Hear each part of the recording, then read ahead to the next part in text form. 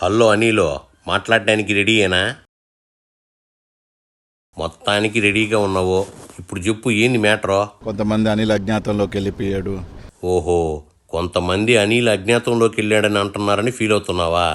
ఎన్నికల ఫలితాల తర్వాత నీ అడ్రస్ ఎక్కడా కనపడలేదు కదా, అందుకని అట్ట అనుంటారులే.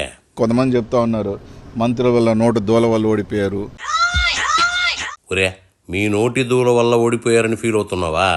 అయినా నోరుంది కదా అని ఇష్టం వచ్చినట్టు మాట్లాడితే జనాలు చెయ్యుంది కదా అని ఇష్టం వచ్చినట్టు ఓట్లు గుద్దారు.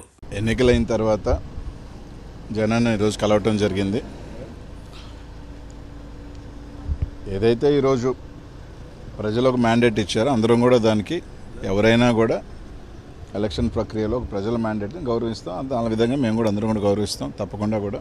ఇదిగో అనిలో, మీ వాళ్ళందరూ ఈవీఎంలు ట్యాంపర్ అయ్యాయని చెప్తుంటే నువ్వేంది ప్రజల నిర్ణయం కరెక్ట్ అంటున్నావో? ముందు మీలో మీరు ఒక అండర్స్టాండింగ్ రండి. అదేవిధంగా పార్లమెంట్లో ఒక 40,000 ఓట్లు నేను ఆ ప్రాంతానికి కొత్త అయినా కూడా దాదాపు నాకు ఎక్కువ రావటం జరిగింది. ఓహో, నీ పార్లమెంట్లో మీ ఎమ్మెల్యేల కంటే నీకు 40,000 ఓట్లు ఎక్కువ వచ్చాయని చెప్తున్నా. మీ ఎమ్మెల్యేలు అంత గొప్ప పనులు చేశారన్నమాట. ఈరోజు వాళ్ళకి ప్రజలు మ్యాండేట్ ఇచ్చారు. తప్పకుండా వాళ్ళు చేసిన హామీలన్నీ కూడా మంచి చేయాలి, మనస్ఫూర్తిగా ప్రజలకి మంచి చేయాలి మనస్ఫూర్తిగా కూడా కోరుకుంటాం. వాళ్ళకి అన్ని రకాలుగా కూడా ఏదైతే వాళ్ళ కూటమికి ఇచ్చిన మ్యాండేటు, ప్రజలకు ఇచ్చిన హామీలు అన్నీ కూడా నెరవేర్చాలని కోరుకుంటాం. తప్పకుండా కూడా ప్రజాక్షేత్రంలో వాస్తవమే ప్రజలు మాకు పెద్ద ఎత్తున ఒక భారీ మ్యాండేట్ ఇచ్చారు. మా తప్పొప్పులు ఏదన్నా ఉన్నా కూడా తప్పకుండా సరిదిద్దుకుంటాం. ప్రజలకి నిరంతరం మళ్ళీ అందుబాటులో ఉండే కార్యక్రమాలు తొందరలో కూడా మళ్ళీ వాళ్ళకి కూడా కొంత అవకాశం ఇస్తాం. న్యూ గవర్నమెంట్ కాబట్టి తప్పకుండా కూడా తప్పులు చేస్తే ప్రజల పక్షాన్ని నిలబడతాం, మా కార్యకర్తల పక్షాన్ని నిలబడతాం. ఈ రోజు కూడా జగన్మోహన్ రెడ్డి గారు ఒంటరిగా పోటీ చేసినా కూడా 40% ఓట్ షేరు ఈరోజు జగన్మోహన్ రెడ్డి గారు సాధించుకోగలిగారు. సీట్లు రాకపోయినప్పుడు కూడా దాదాపు 40% ఓట్ షేర్తో ఈరోజు జగన్మోహన్ రెడ్డి గారు ఉన్నారు. ఓట్ల సంగతి తర్వాత నీలో ముందు మీకు వచ్చిన సీట్ల సంగతి చెప్పు. నాకేమీ దాదాపు 2009 నుంచి 2019 దాకా దాదాపు ప్రతిపక్షమే. కేవలం 5 సంవత్సరాలే అధికారం. దాంట్లో కూడా చివరి 2 సంవత్సరాలు ఒక రకంగా స్థానికంగా నాకు అనేక ఇబ్బందులే పడ్డా. దానివల్ల దాదాపు 15 సంవత్సరాలు నా రాజకీయ జీవితంలో 10 సంవత్సరాలు ఇంకొక 5 సంవత్సరాలు ఉంటాం.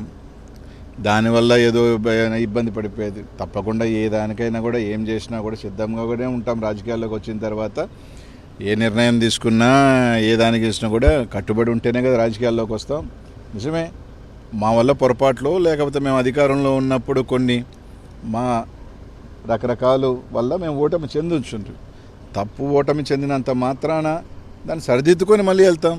ఇదిగో అనిలో, జనాలు మిమ్మల్ని ప్రతిపక్ష స్థానం కూడా ఇవ్వకుండా ఓడిస్తే నువ్వేంది ఇది తక్కువ ఓటమి అని కబుర్లు చెప్తున్నావో? ఓడిపోయాము కాబట్టి కృంగిపోయి మూల కూర్చునే పరిస్థితి అయితే ఉండదు. తప్పకుండా నా రాజకీయంలో నాకేం ఓటమేం కొత్త కాదు. 29 సంవత్సరాల్లోనే ఓటమిని చూసినా ఎదుర్కొన్నా. భగవంతుడి దయ వల్ల కొంతమంది కోరుకున్నట్టు ఒక చిన్న స్థాయి వ్యక్తిని, ఎవరు అండదండలు లేకపోయినా ఈ రాష్ట్రంలో చిన్న వయసులోనే 2 సార్లు ఎమ్మెల్యే అయినా ఉండి మంత్రి అయినా ఉండి, అది జగన్మోహన్ రెడ్డి గారి ఆశీస్సుల వల్ల.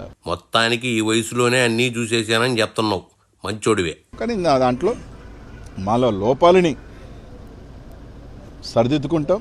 తప్పకుండా కొందరు చెప్పినట్టు మాలో ఏమైనా లోపాలు ఉంటేనే ఏదో ఒక చిన్న ఉంటే తప్పకుండా సరిదిద్దుకొని ఇంకా మెరుగ్గా వచ్చే కార్యక్రమం చేస్తాం. మీ లోపాలని ఎన్నికల ముందు సమీక్షించుకుంటే ఉపయోగం, కానీ ఇప్పుడు ఇంచుకుంటే ఏం లాభం చెప్పు. కాబట్టి తప్పకుండా ఎవరు ఆడికి ఏమి వెళ్ళిపోం.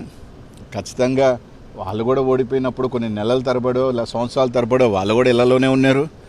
అవకాశాలు ఇచ్చారు ప్రభుత్వాలకు కూడా. ఈరోజు కూడా ఖచ్చితంగా ఈరోజు అయిందే 4వ తారీఖు ఎన్నిక అయిపోయింది. ఎన్నిక అయిపోగానే వచ్చి రోడ్ల మీద పడవం కదా. వచ్చిన తర్వాత ఆ ప్రభుత్వానికి టైం ఇస్తాం. ఇదిగో అనిలో, మీ జగను మీ సాక్షి బాబుకు టైం ఎక్కడిస్తున్నారో అప్పుడే ఏకడం స్టార్ట్ చేసేసారుగా. కాబట్టి 2019లో మేము గెలిచినప్పుడు తెలుగుదేశం పని అయిపోయింది అన్నారు. ఇప్పుడు మా పని అయిపోయింది అది అంటున్నారు. సరే, 2029కి ఏ విధంగా బౌన్స్ బ్యాక్ అవ్వాలి, ఏ విధంగా ప్రజలకు అండ ఉండాలి అంతా కూడా రచిస్తారు. ముఖ్యమంత్రి మా జగనన్న తప్పకుండా బౌన్స్ బ్యాక్ అవుతాం, తప్పకుండా వస్తామని చెప్పి తెలియజేస్తాం. వరే, ఇంకా మీ జగన్ని నమ్మి పాలనా పగ్గాలు ఇచ్చేంత ధైర్యం జనాలు చేస్తారని మాకైతే నమ్మకం లేదా నీలో? ఇప్పుడు ఒకసారి మీరు అందరూ ఆలోచన చేయాలా. నేను ఛాలెంజ్ విసిరాను కానీ ఛాలెంజ్ ఎవరు తీసుకోవాలి. ఎలా ఉంటారు అంటే, నేను ఛాలెంజ్ విసిరినమాట వాస్తవమే. నేను ఛాలెంజ్ విసిరినప్పుడు అవతల ఛాలెంజ్ తీసుకొని రైట్ మేము కట్టుబడి ఉన్నాం ఈ ఛాలెంజ్కి అని చెప్పునుంటే బాగుండేది. ఎన్నికలు అయిపోయిన తర్వాత అప్పుడు ఛాలెంజ్ చేసేవి కదా అంటే అలా కాదు కదా. నేను ఒక సవాల్ విసిరినప్పుడు ఆ సవాల్ స్వీకరించేవాడు కూడా స్వీకరించుకొని చేస్తుంటే బాగుండేది. రైట్, ఏదో సామెత ఒకటి ఉంది, హనుమాన్ జంక్షన్లో నాకు బాగా నచ్చిన డైలాగు, గెలిచినోడు చెప్తాడు ఓడినోడు వినాలని. ఈరోజు వాళ్ళు చెప్తున్నారు, మేము వింటాం, పర్వాలేదు.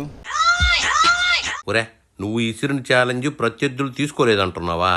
అయినా అన్నమాట మీద నిలబడాలి కానీ ఈ వంకర టింకర మాటలు దేనికి ఇప్పుడు?